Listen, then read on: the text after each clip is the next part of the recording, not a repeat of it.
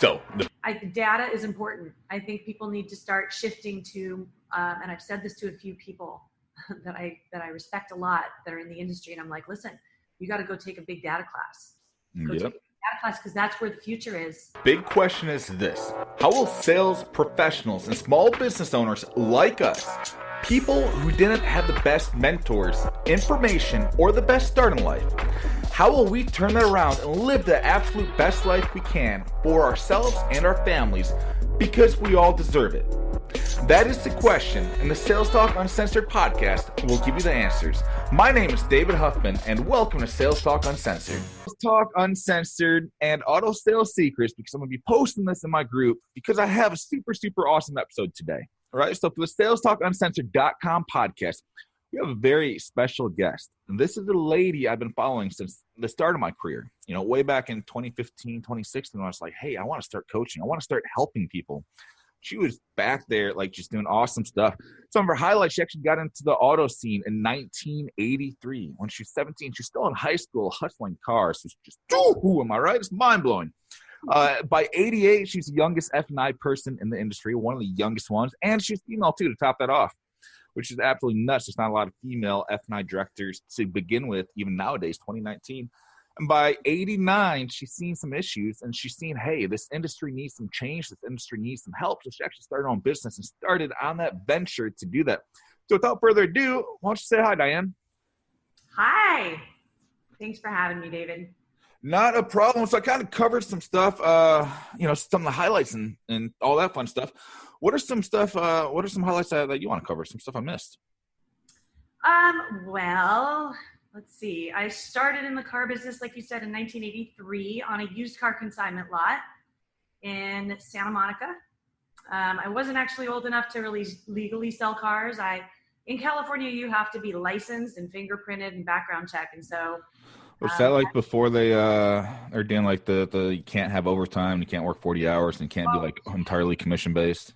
Way before. No, there were no laws like that at all. So we didn't even get a minimum wage when I started. I really, I was more of a frontline person at that lot, but the second I turned 18 years old, I took the customers on the test drive and I would close them on the deal, but I would introduce them to the finance manager who would finalize the deal. And so I really didn't even get paid commission. But that's kind of where I cut my teeth. I just loved cars and I loved people, and I thought it was a great combination for me. I was never particularly studious, so college was not on my radar. I couldn't even pass the 10th grade. Yeah. I can't believe. I just had a really difficult time buying a car. When I was 17 years old, I had the resources, and I went to probably every dealership on Santa Monica Boulevard, and nobody would test drive me. I had a car already. I had a trade. I had insurance, but they just would not test drive me. They all told me to bring back my daddy, which I understand that because legally I couldn't have signed the paperwork. But if they had sold me, I could have brought back my daddy to sign that paperwork, right? But it ultimately was my decision, and it just goes to you can't pre-qualify the customer. You just can't. And anyway, after the 17th dealership of them saying, oh, we won't take you on a test drive. I was at the 17th store. I was leaving defeated. And this guy came out and he says, why are you leaving? And I just basically said, because that guy won't test drive me. And he said, well, I'll test drive you. And I'm like, okay. So he took us on a test drive. He pulled over to the side of the road. He pulled off the lot. He did everything he's supposed to do. Pulled off the lot. Did a walk around of the vehicle away from the dealership where, there wasn't a lot going on. He just had our attention. He did such a stupendous job of finding out what my needs were, what my hot buttons were. And he sold that car to me. And I wanted that car, but I brought my dad down to finalize the deal. My dad ended up buying the car for himself. It was a 5-speed Cordia turbo, Mitsubishi Cordia turbo. That is hilarious. It was a bad car back then, It's very fast, 5-speed. My dad was 72 years old at the time, like driving a stick shift. That's crazy. And yeah, anyway. So I didn't get that car. I got my dad's old car. But that, I literally was standing outside of finance. My dad bought everything, anti-theft device, paint and fabric protection, you name it, they had it. He bought it, the warranty or extended service contract. And I just remember standing outside the dealership and looking at the guy, the salesperson that originally dropped me, right? And this amazing other salesperson came and picked me up as I was leaving. Brilliant move. And he got the deal. And I looked at the guy and I said, how much money do you make a month? Because I'm thinking to myself, like, I could run circles around this guy. And he said, I make $6,000 a month. He's sitting there bragging to me about how much money he makes after he dropped me. And I get a new car every 3 months to drive. And I was just like, oh my gosh, I've got to get You're like, hey, I found my career. Yeah, I've got to get in this business. I love cars. I love people. So, I went on what I would call a journey to try to find a dealership that would hire a female. And I couldn't find any. I seriously went back to every single store in. I was going to ask you about that. So it sounds like the guy that took you on the test drive was like ahead of the time, because even now with all the training that we have and all the resources we have, you don't find people that sit down and they do killer presentation, killer walk around and do everything that they're supposed to do. Right. But you in sales in 1983, so early 80s, I know now working with so many auto professionals, both you and I do, we can talk to females now and we still hear the stupid stories like, oh yeah, a customer came in and wouldn't even test drive with me because I'm a female. Like, what was it like way back then? For me, I feel like it goes back to today. So there's dinosaurs in the industry. And I always kind of knew that the dinosaurs would eventually go away. And you treat people right. That's really what it comes down to. You treat people the way you want to be treated. The funny thing about dinosaurs, eventually become extinct. Yeah. That's the truth of the matter. Here's the scary part. So you've got dinosaurs, right, in the industry. And quite frankly, a lot of these people are still in the business. The scary thing is that, you could have a mass exodus from a dealership and there's a dinosaur at the helm running the show. And let's say all the middle management disappear. Well, where do they get the management now? They promote them from the sales floor into management, middle management, right? So now you've got a GM that is training his dinosaur tactics to these new managers. So I actually hear that a lot, being like, especially on social media, I hear, oh yeah, my manager actually says we're not supposed to post online and do stuff online. I'm like, well, what the hell? Does your manager not like money? Like, your manager just wants you to sit down and call crappy leads all day? Like, what's going on? Yeah, it's crazy. I mean, back in the day, we used to have to be, they literally had us calling in the, what a yellow pages is? Yep. I'm not that young. Book, right? So, our job was to call florists and sell them vans, whatever it was, whatever we had to do, we had to self-generate what we called leads. We called them ups or leads. And that was our job, is to build our business within our business, which was their business. And I mean, that was said in 1983. So, and they're still saying it today. And it is so true. It is your business. Yeah, but nowadays the culture, though, is kind of like, a culture. And it's funny because I mentioned before in some prior episodes, I started at LA Fitness. And the main thing at LA Fitness was self-generate. And me, I was brought up an athlete my entire life. So if you give me a goal, if you tell me I have to do something, I have to do it. Right. We had to get 15 new leads every single day, make 60 phone calls, set 8 appointments. And, it got to the point I'd be able to go outside and walk up and down the street with a pen and paper in my cars. And I'd be able to get 12 phone numbers and 3 appointments in an hour. By the time I moved into the car industry and other industries, like, it's no brainer. It's like all these guys are waiting for leads and waiting for ups. Like, what the hell? In 2014, I was using Facebook. I was walking up and down the street. If I had the door-to-door acumen that I have now, I would have been knocking on doors, handing out business cards. Right. Like, I love self-gen, and I absolutely love that you're taught that, like, very, very first. Yes. Well, it's key to surviving. Hands down. There's not a single consistent 20-plus person. There's not a single 30-plus person out there that's not marketing and not doing self-gen. Right. I mean, look, in the old days, we did sit out on the point, what we called the point, and we'd sit out in front.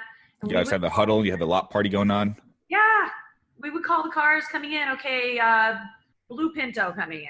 Whatever. Just as an example, right? But there are some tricks that you can learn. And one of the things that I learned was you start out talking to a salesperson, and then you slowly start, like, let's say I'm standing against the wall or the window of the dealership looking out on the street, or we're both standing there talking. Okay? Let's say we're both standing there talking. I'm going to turn around and step in front of the guy, right? And face him and start talking to him. And then slowly I'm going to start moving like this so that I end up with my back to the wall so that I can see the street and he's facing me, paying no attention to the lot or the street. That is evil. That's so funny too, though. So that's what you had to do. You start adjusting yourself, and then he's mirroring you, so pretty much you're able to see the leads, and he's like, "Hey, wait, what?" Yeah, and then I'm calling the ups. I'm like, "Okay, green Toyota coming in." That is killer. Little things like that, and that was, some of these stores still have people on the point, but some of the smarter stores have next up, so that people don't have to be out on the point. Yeah, rotation, BDC, the whole nine. Yeah, and then while you're not up, then you're going to go generate leads and do social media and call your clients and do whatever you have to do in the data mine. There's data mining, all sorts of tools today to generate leads and to work the leads that you have. So yeah, absolutely. So for the Sales Talk Uncensored University, that's actually what I specialize in, is through social media generation. I've been selling online since 2003. I've been selling on Facebook since 2008. Like I make too much money from Facebook. It's the weirdest crap ever. People are like, well, what do you do? And it's like, well, I post on Facebook, making money, showing other people how to post on Facebook, making money. And it's like, just got to wrap your head around it. But let's jump forward a couple of years and stuff, because you mentioned when you first started in sales, you're kind of doing thing stuff, but your finance director will close most of the deals. But by 88, so just 5 years in, 22, 23 years old, you jumped into F&I. Like, why the change to F&I, and how has that changed? Well, so it's so funny because when my dad first bought that car, I knew I wanted to be a finance manager then. I really wanted to be in sales, but I still was eyeing that F&I office. And so within, I don't even think it was 2 weeks of selling, I knew that I wanted to be in finance. And it took me a very long time to segue into F&I. I went to the nth degree. I stalked people. I went to Los Angeles Dealers Association. I went to their office. I'm like, I need to get into F&I. You're the dealer association. How do I do this? Surely you have a dealer that will, So it wasn't just promoted from the lot that you started at and kind of promoted and trained from within? You actually had to go out and seek it? So I started on the used car consignment lot, I think it was like 82. And then by 83, I was looking for a new car dealership to work at. I landed at a Mitsubishi store it was 45 minutes from my home. I couldn't find any dealership that would hire me because I was a female. They actually told me, because you're a female, we don't hire females. Sorry. And so I went. Times have changed. I'd land people in court and heartbeat right now. Well, I heard that they had a lady named Dawn at this dealership in Van Nuys. And so I went there and I said, hey, I'd like to apply for a sales position. They said, sorry, we don't hire women. And I said, okay, well then what is she doing over there? And what did they say? Blah, blah, blah, blah, blah. So I filled out an app. They interviewed me. I got interviewed 5 times by 5 different people, including the owner, Mark Miller. He actually started Internet Brands. He had a big hand in TrueCar, Zag. I think it was not Auto by Tel, but maybe it was Cars Direct. But anyway, he's huge. The guy's retired. He's a billionaire. He's doing just fine. But that was my original dealer, new car dealer. So I did end up at that new car franchise. Thank God they gave me a shot. I was there for over 2 years, almost 3 years.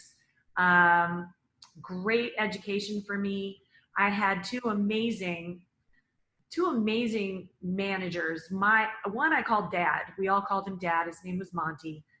He would literally tell the salespeople to stay 6 feet away from me at all times. They said they wouldn't hire women because we'd distract the sales force.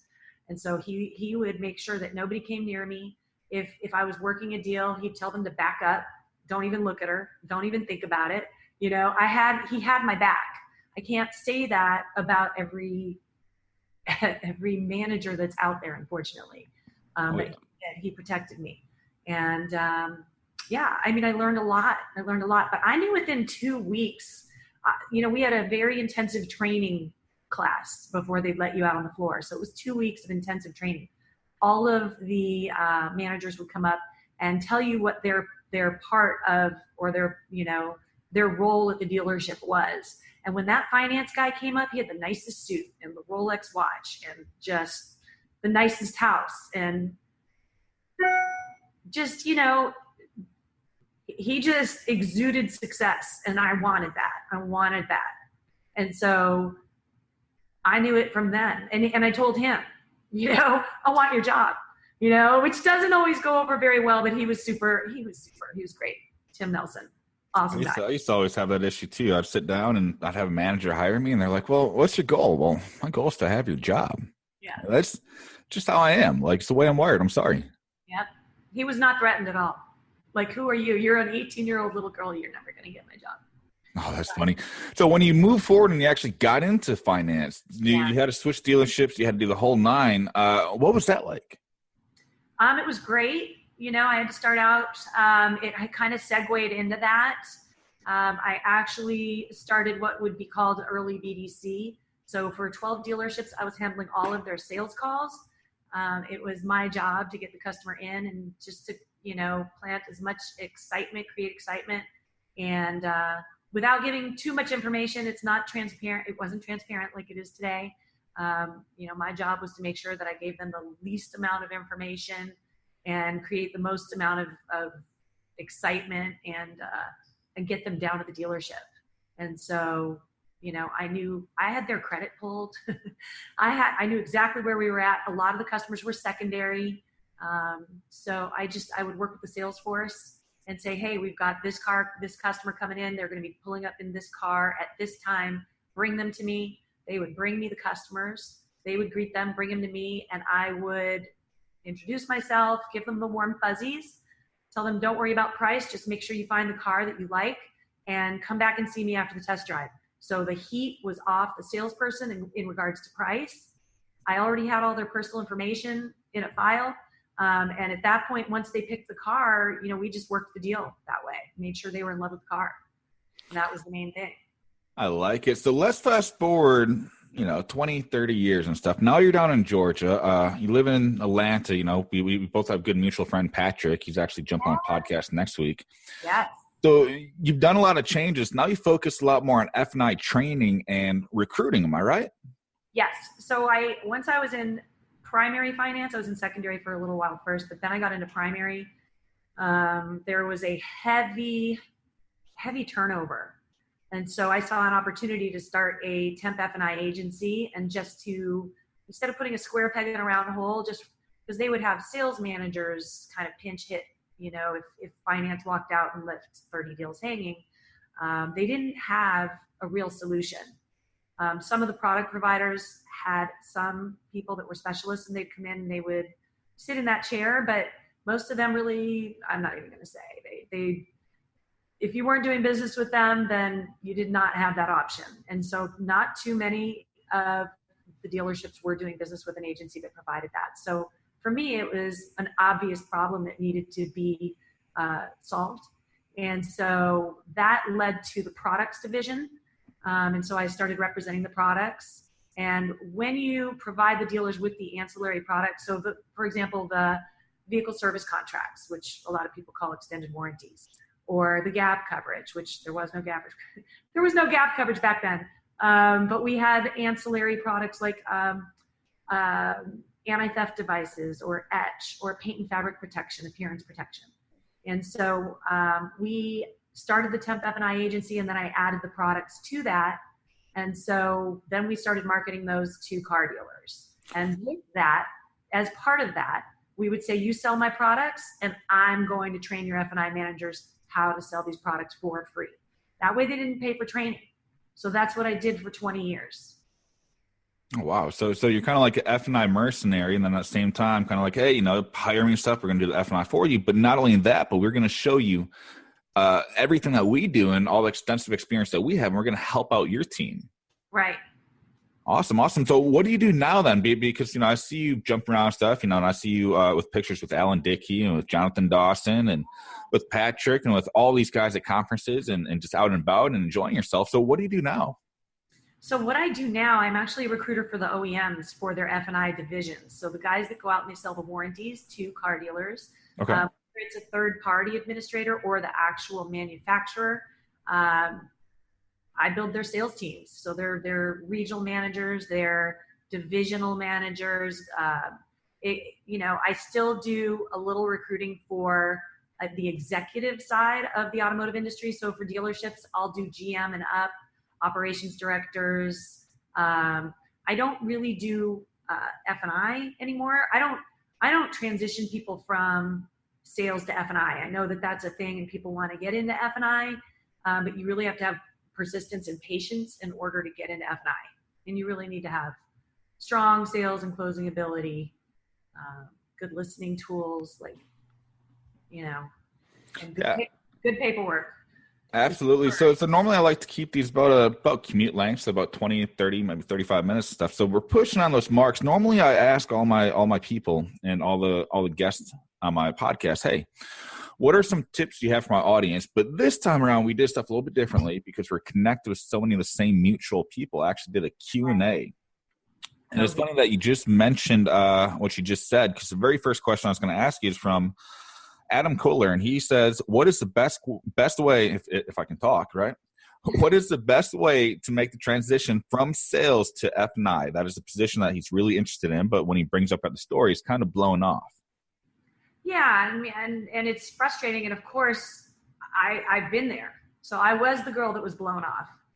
Just keep selling cars. That's what they tell you. I would say persistence, just persistence and patience. And, sell some cars. Show that you know how to sell and show that you know how to close and that you can do it. Take direction. That's one of the main points in F&I, isn't it? It's a lot of being good with paperwork and a lot of closing. Because when I think of F&I, I'm thinking, okay, hey, the salesmen are grabbing a lot up. Salesmen are, making them deals, agreeing on the numbers. The F&I person is getting them in there, structuring the deal and doing the paperwork and upsell, right? Right. You really have to be analytical to do that job. I mean, it's just because you have to think out of the box in order to really sell these products. So, the products are amazing. They cover themselves. I buy everything in the office on my car. I did. So I got tire and wheel and paint and fabric protection and ding and dent. And I didn't need maintenance, but I would have bought that too.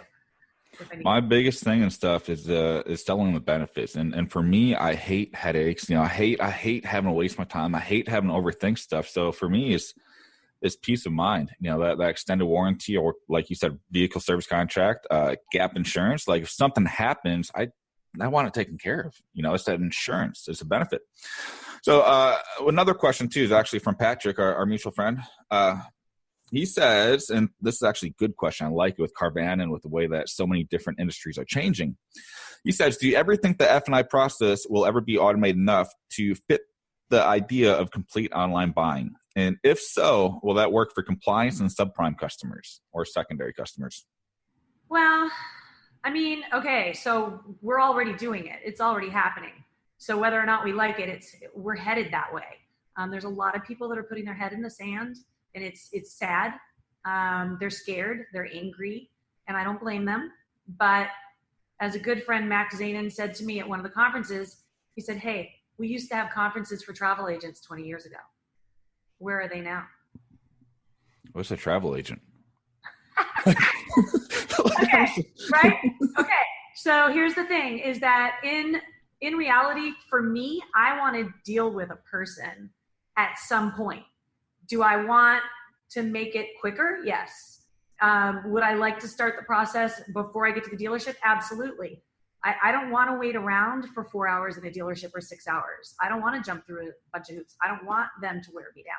I know what I want. I'm the same way. I'm that person that will sit down, and if you go in groups, you'll see people bitch about this, but I'm the person I'll sit down, I'll email like specifics to a bunch of different dealers, and look, if you can meet this, I'll buy from you. If not, like, move on just because I hate wasting time. And like you're saying, it's the biggest headache there is. Right. So I feel like it's going to be a hybrid model. I don't think it's going to be, I mean, sure, there's Carvana. Have you been to a Carvana? I have not. So I just moved from Reno, and Reno's so close to hell you can see sparks. So apart from Lake Tahoe, there's absolutely nothing there. Okay. So we just moved over to Virginia, and there's a lot more here. So I'd imagine eventually I'll see one. Right. So it's super creepy. I have walked on the lot of Carvana, and it's like a ghost town. It's creepy. It's like a dealership with no people, and it's but they're doing it and they're selling, and I know that they're not profitable, but they are succeeding and they're selling a lot of cars. So scaling, it's fixing the business model. And I always catch a lot of heat for this, but I flat out tell people by 2030, half the sales reps will be unemployed, and you'll be automated and pushed out due to big data and due to robots doing your job more efficiently. Data is important. I think people need to start shifting to, and I've said this to a few people that I respect a lot that are in the industry, and I'm like, listen, you got to go take a big data class. Take a big data class, because that's where the future is. That's actually what I focus on, teaching my students how to collect big data and how to collect the information, how to automate a lot of their process. So I see it firsthand. I'm not just some dumb redneck from Wisconsin, like talking on my butt. It's like, no, big data is the future. And Carvana and even with real estate, Zillow, they're kind of starting to push out the realtor too. It's like it's all data. Yeah. I feel like our roles are going to shift. I don't think that. So here's the thing. In the perfect world, I want to be able to apply online. I want to get approved online. I want to look at all the products and see what my options are before I come in so that I can educate myself. Because as a finance manager, I love an educated consumer. They're really easy to sell. They know what risk is, right? So someone that has had, a total loss, but their total loss wasn't covered and they had to come out of pocket. People that have had these experiences know to slow down and take a look at it, right? Oh, yeah. But if we can educate the customers before they come in, they pick up their car, we finalize the paperwork, they're more knowledgeable when we go ahead and pitch those products to them and explain to them what their options are at the time of sale. I feel like it's going to be more of a hybrid model that starts out online and hopefully they're going to take delivery from a finance manager or a delivery person, whatever that looks like. There's the hybrid sales finance model too, which I'm not really a fan of, but because that's a lot for one person to do. Oh yeah, it really is. I would think they'd have to have valets demonstrating the cars, pulling the cars up, and maybe, I don't know. Not only that, I remember years ago back when I actually sold cars and stuff, I talked to my finance manager and he flat out told me like, hey man, every single time I think I understand finance, like the banks change their programs. And it's like sit down and have to focus on understanding the product and understanding the sales process, then understanding the finance aspect, how to structure deals, various bank programs. Like that just sounds like a headache and a half. Most salespeople can't do finance. I believe that wholeheartedly. I really, really do. Mileage, right? Nothing against salespeople. They're great. I mean, God, what would we do without them? Because I don't want to know everything that makes the car run. I used to, and I love cars, and I still know enough to be dangerous. But these cars are very complicated now. You need a PhD to figure them out. Oh, yeah. I mean, the cars are crazy. So before we jump off and stuff and wrap this up, where can people find you at? If they're looking to get to know Diane, if they're looking for help, or if they're, looking for some services that you offer. You can find me on Facebook. My company page is Auto Careers Online, or Diane Uzelac, Uzelac on LinkedIn. You guys can connect to me there. You can call me, 310-873-7731, the old-fashioned way. And I'm on Twitter. I'm pretty much on almost every social media as @Queen of Cars. So that's pretty much it. Queen of Cars. I like it. Well, thank you for jumping on. Definitely great. Appreciate it. And thanks to viewers for watching us. What was that? Happy to be here. Absolutely. Thanks for having me. Not a problem. Thanks to viewers for watching us. And also, too, big thank you to everyone that subscribed to Sales Talk Uncensored YouTube channel. So we just hit 40-plus subs in this past week. So we're at 100-plus subs now. So the custom URL, Sales Talk Uncensored for YouTube, is actually ours now, which is just absolutely phenomenal. That's a goal that I want to hit for a long time. And that's pretty much it, guys. So look for the next episode coming up. I believe I have Carl Adspell, who's a real estate phenom, and then I have our mutual friend Patrick. I don't want to kill his last name, that's why I keep avoiding it. It's O'Brien. Yes. Okay, so I would have got it right, guys. But we got Patrick coming up. Should be next week too. So you guys look forward to that, and also look for us on Spreaker. And don't forget to sub, like, share, and tell some friends that could benefit from this, because we're just out here doing big things. All right, guys, this is the Huff. I'm signing off.